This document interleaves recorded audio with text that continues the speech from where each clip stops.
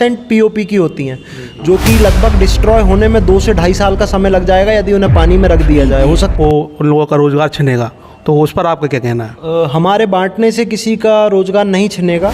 नमस्कार दोस्तों, अभी मेरे साथ तिवारी जी जुड़ रहे हैं जो कि गणेश जी की मिट्टी की मूर्तियां बना रहे हैं। ये काम हम पिछले 3 साल से कर रहे हैं। हम इको फ्रेंडली गणेश जी बना के बांटते हैं और निःशुल्क बांटते हैं, और ये प्योर मिट्टी के होते हैं। और इसमें हमारा मकसद ये रहता है कि नदियाँ दूषित ना हों, क्योंकि पीओपी के ही लेते हैं ज़्यादातर लोग। तो हमारा ये कोशिश रहती है कि निःशुल्क देखते हुए लोग हो सकता है मिट्टी के हमसे ले लें, क्योंकि मिट्टी की प्रतिमाएं लोग पसंद नहीं करते हैं, क्योंकि उनमें ज़्यादा सुंदरता एवं बनावट नहीं आ पाती है।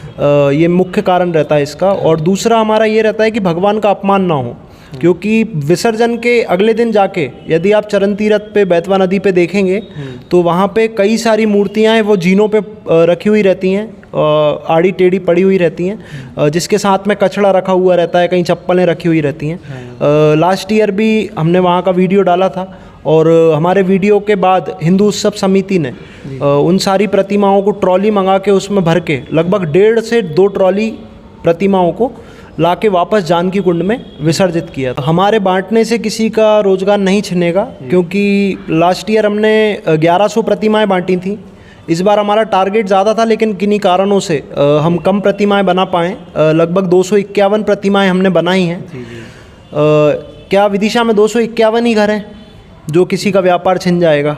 ऐसा लाखों की संख्या में घर है ना, तो किसी का व्यापार ऐसे नहीं छिनेगा।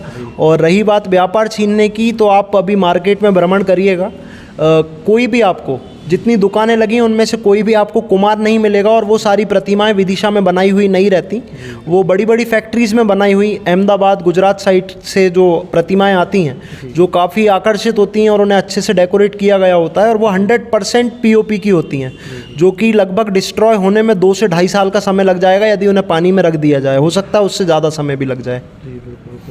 तो उससे हमारी नदियाँ काफ़ी ज़्यादा दूषित हो जाती हैं। ये कहीं ना कहीं एक पाप ही तो कर रहे हैं हम, कि एक तरफ हम मूर्ति लगाने के नाम पर हम पीओपी की मूर्ति लगा लेते हैं, वो हमारा धर्म हो गया। इसके बाद हम विसर्जन करते हैं, विसर्जन करने तो वो पाप हो गया। बिल्कुल बिल्कुल। विसर्जन करने के बाद वहाँ जो कंडीशन होती है वो देखने लोग नहीं जाते, वो देखने आपको और मुझे ही जाना पड़ता है, और लोगों के सामने सच को लाना होता है कि वहाँ पे क्या कंडीशन होती है। अभी भी हम विसर्जन के टाइम आप भी मेरे साथ चलिएगा, हम साथ चलेंगे, और वहाँ पे देखिएगा आप, किन्हीं गणेश जी की सूंड टूटी हुई है, किन्हीं आधे टूटे हुए हैं, इस तरीके की वहाँ पे प्रतिमाएं रखी हुई रहती हैं।